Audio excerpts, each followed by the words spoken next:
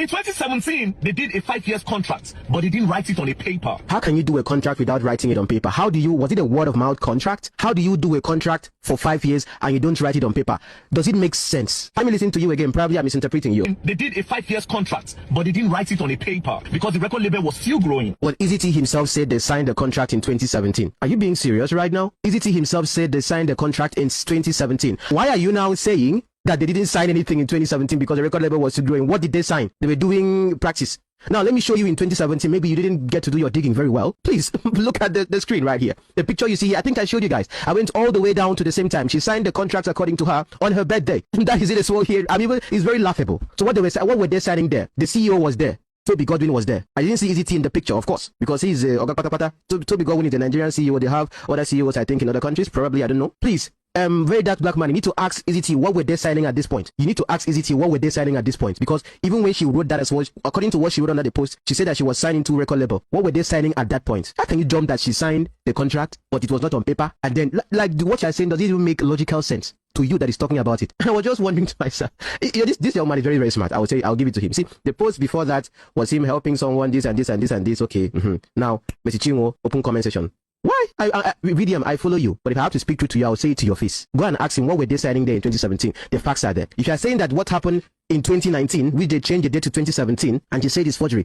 This is a picture of when Judy K signed the same contract from the same legal firm, Odoma. Look at it there. I showed you people, I zoomed in to show you that this was a document that EZT posted as what Messi Chinwo has signed in 2019, when they changed it to 2017 on the top. But Messi Chinwo is saying that she didn't sign that particular document. Now, I see, of course, right there. Look at Messi Chinwo standing there. Judy K was signing the same paper, the same document. Look at the weight of it, blue cover, everything. Why don't they have a picture of Messi Chinwo signing that contract? Just like how they have a picture of Judy K signing that contract. But the only picture they have of Messi Chinwo signing a contract was over in 2017 when they gave her a car, gave her office. Messi Chinwo said it herself with her own mouth.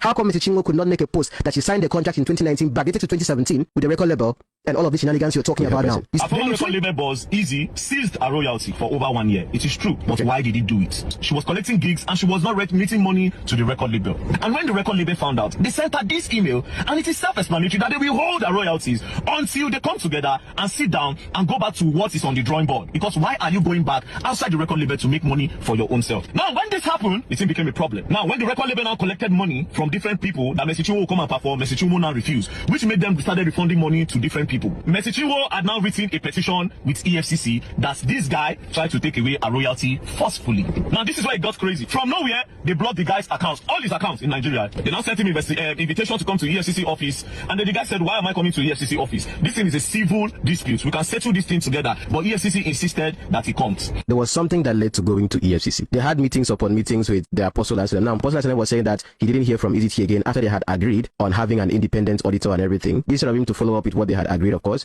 he didn't show up anymore and he never heard from him. But EZT was saying that he tried calling him several times, but he didn't pick. Immediately he got to Ilorin, he was detained in Ilorin. They now told the guy to write statements. Do you understand? They calculated the money. It was $274,000. The guy said, I'm ready to pay. Do you understand? But Messi Chinwo should also bring the money that she collected behind us. Then we will do counter and balancing. That was